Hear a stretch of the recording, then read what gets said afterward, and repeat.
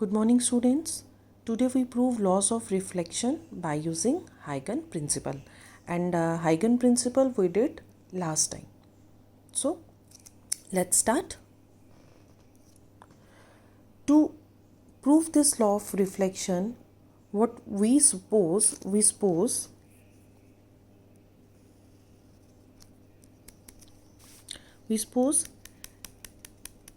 xy be the plane reflecting surface. What we are supposing? Xy be the plane reflecting surface.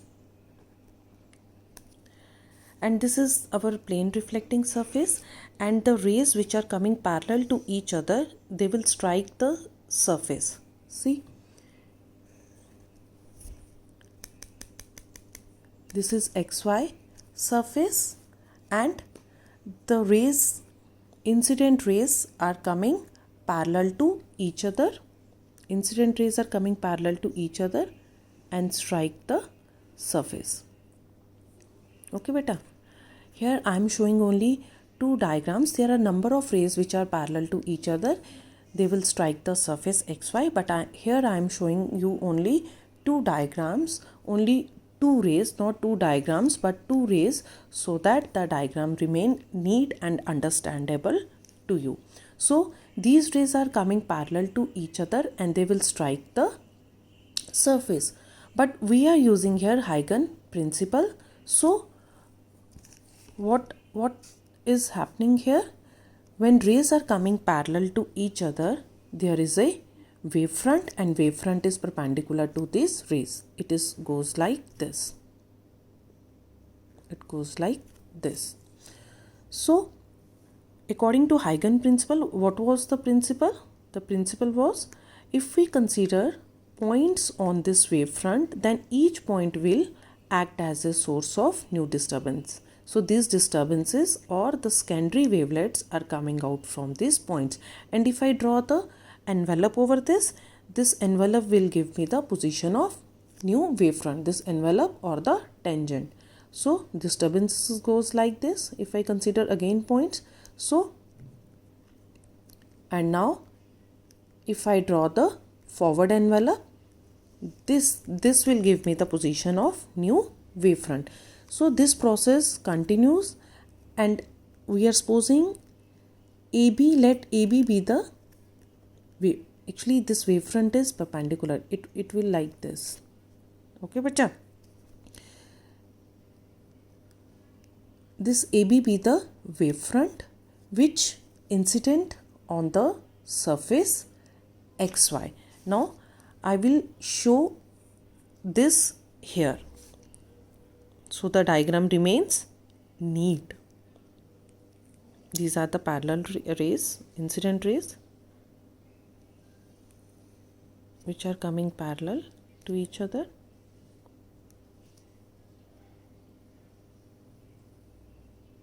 Okay, but I am showing only this ray, this incident ray up to point B, because here I am drawing a wavefront. Suppose this is the point B.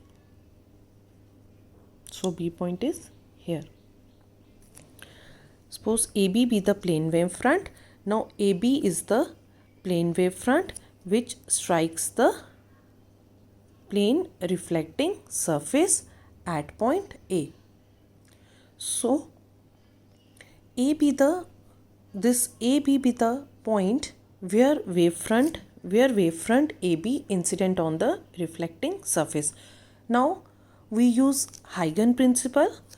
What is the Huygens principle? According to this principle, each point on this wavefront, as I show you here, as I show you in this diagram, each point on this wavefront will act as a source of new disturbances. So beta, what will happen? The disturbances from B will goes like this. The disturbances from point B will goes like this, and they will strike the surface at some point. They will strike the surface at some point. Let this point be C. Let this point be C. Now the time the disturbances goes from point B to C, as I show you here. At the same time, the disturbances from point A, after striking the surface XY, will goes like this. These are the basically big spheres. They will goes like this. Okay beta, now is it clear to you? It will goes like this. It means when the disturbances goes from B to C, they cover some distance. And how we will calculate that distance? We know distance is equal to speed into time. These are the rays of light and we are considering its speed c. So the speed is c. Suppose at that instant the time is t. So the distance which rays from B, or I can say the disturbances from B covers to going from B to C is CT. So CT is the distance which these disturbances covers from going from B to C. So when the disturbances are going from B to C, at the same time the disturbances are going from A to somewhere. They are also going from A, but where they will reach, we have to find that point. That disturbances, when disturbances were going from B to C, then at the same time the disturbances from A are also going somewhere, but where they will reach, we have the big arcs. They will reach here, here, here or here. This we have to find where they will reach. So to find that where they will reach after going from point A, for that what we will do, beta, let me draw this diagram up to this point neatly in the form of ray diagram. This diagram I show you what actually is happening. Now I will draw a neat diagram up to point this which I explained to you. I am drawing here.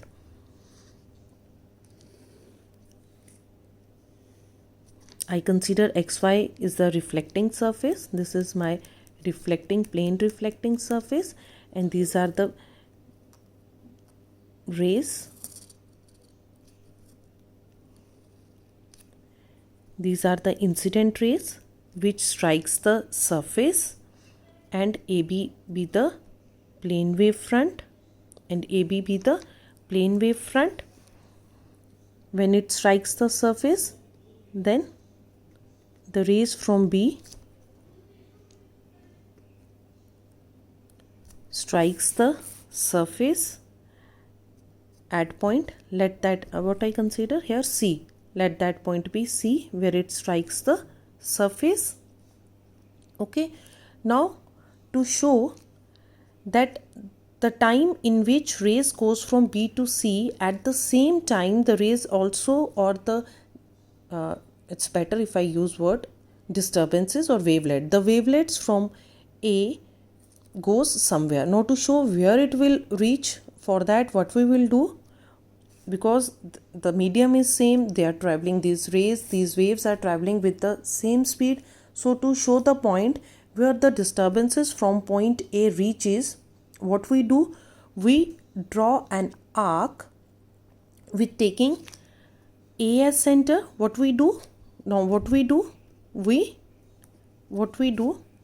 So to show the point, where the disturbances from point A reaches, what we do, we draw an arc by taking A as center and radius equal to CT. So by taking A as center and radius equal to this distance equal to CT, what I will do, I will draw a arc here.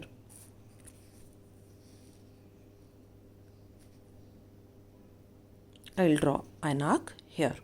Okay beta, is it clear? Now after drawing an arc, what I will do, I'll draw a tangent on this arc. Now I'll draw a tangent on this arc. Beta,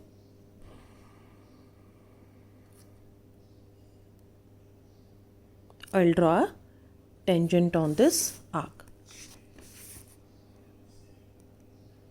This is the arc.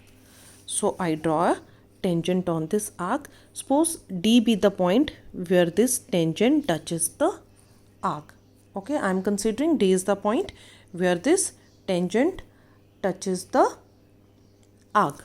Then what I did, I joined this CD point. So this CD which I get, this CD is the, this, then CD is the, CD क्या है हमारा, CD is the, what CD is? CD is the reflected wave front. AB is our incident wave front, then we get the position of our reflected wave front. CD is our reflected wave front. Now I join this point.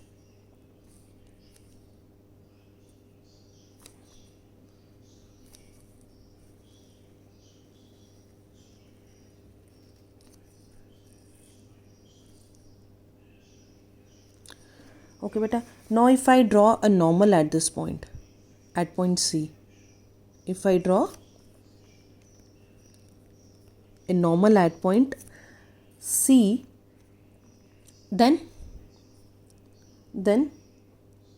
what will happen if I draw a normal at point C? As we know, CD is our reflected wave front, then normal drawn to this reflected wave front will give me the reflected rays. Will give me the reflected rays. So these are my reflected rays. These are my reflected rays, and these are my incident rays. Beta, these rays might not seem to be parallel to you because I am drawing without scale, or maybe the phone is in my another hand, so it's bit difficult to draw this diagram, but these rays should be parallel to each other. In my diagram they might not seem to be, but these rays should be parallel to each other, and you know wavefront is always perpendicular to the rays and you have to show it perpendicularly.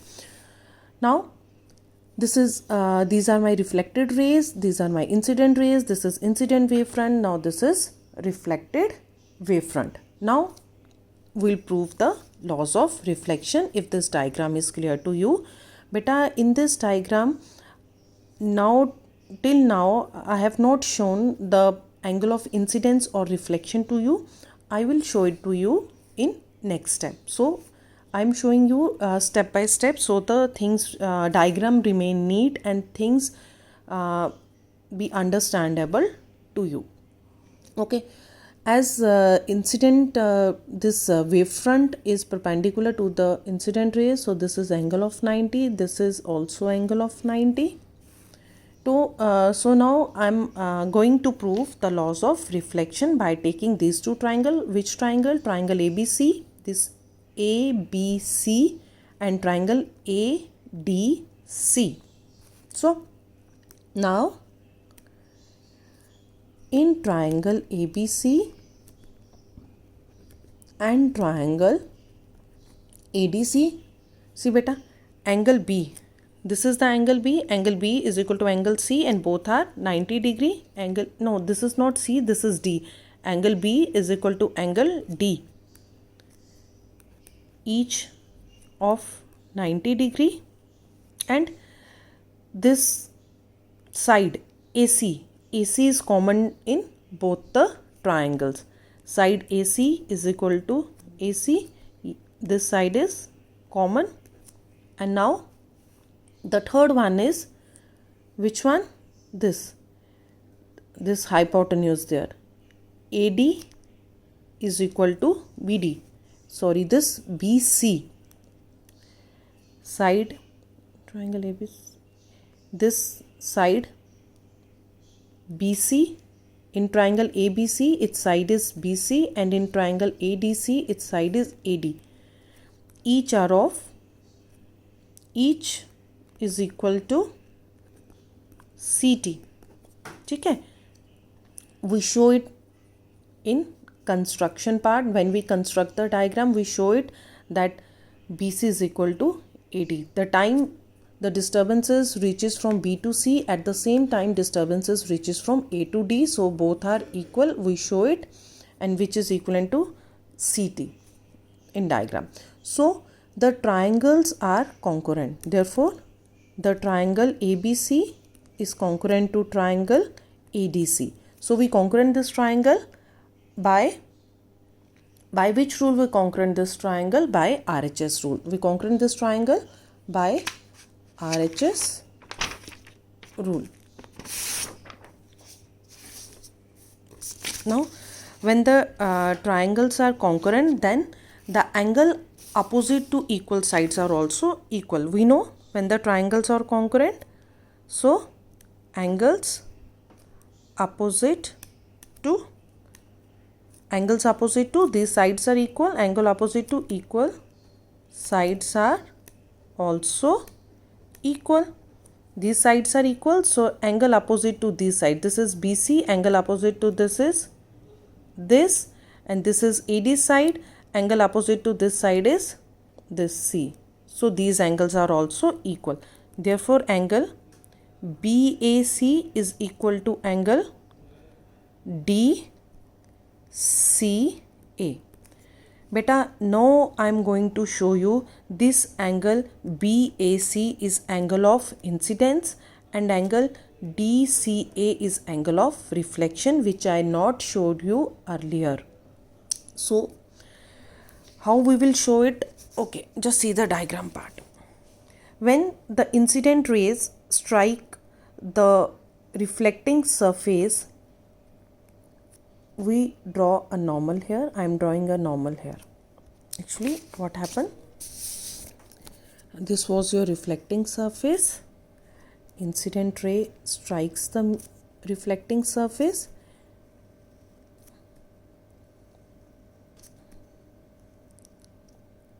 Incident rays strike the reflecting surface AB, and the point where they strike the surface, we draw the normal. Okay, I am drawing the normal. See, you can see we draw the normal, and the angle between the incident ray and the normal is angle of incidence. Angle between the incident ray and this normal is angle of incidence. And see beta, incident rays and wavefront are always perpendicular. So this angle, this must be 90 degree. Angle between this and this whole angle, suppose if I label it by A, this is normal my N and N dash. Here small a and N, this is angle of incidence, because this small I is the angle of incidence between incident ray and the normal. Now as the incident rays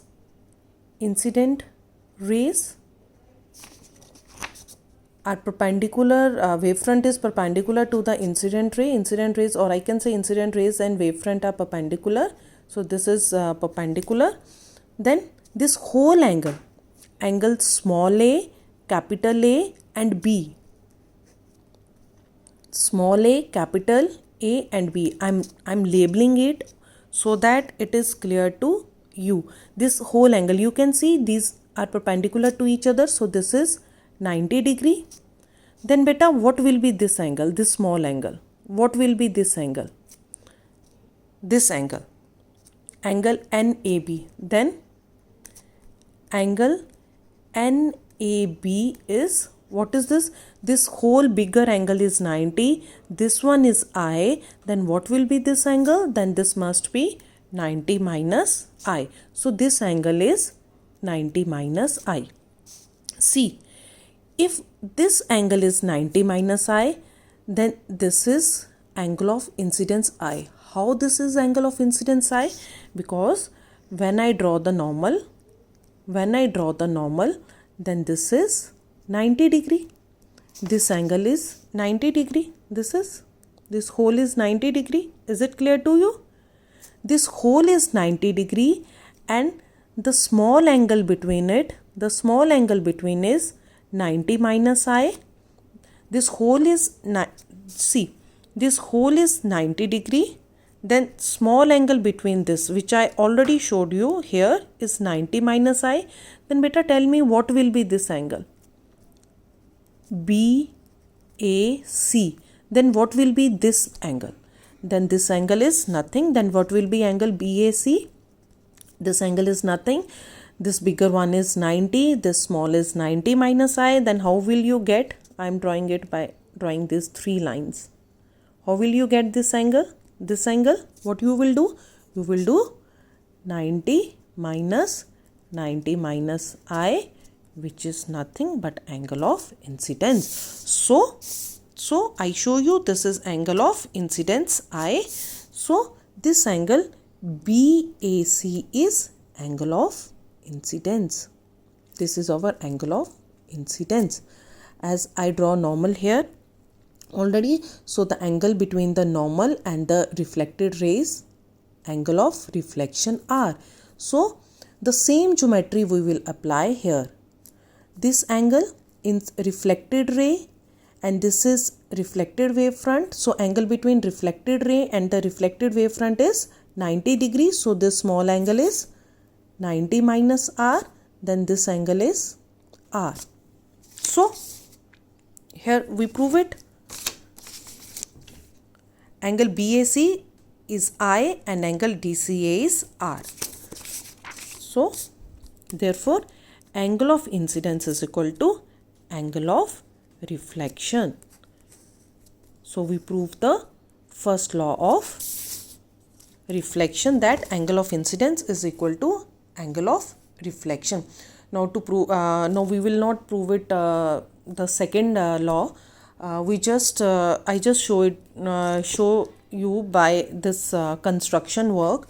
You can see from the construction of the figure, this diagram, that this incident wave front and this reflecting surface and the reflected wavefront, all these are perpendicular to the plane of this paper. All these are perpendicular to the plane of paper. So when the incident ray, incident wavefront, reflected wavefront, and this reflecting surface is perpendicular to the plane of paper, so it means these rays, because wavefront is always perpendicular to the rays. If wavefront is perpendicular to the plane of paper, then these rays are also perpendicular to the plane of paper. So this incident rays, reflected rays, and this reflecting surface all lie on the same plane, which proves our laws of reflection. Thank you, beta.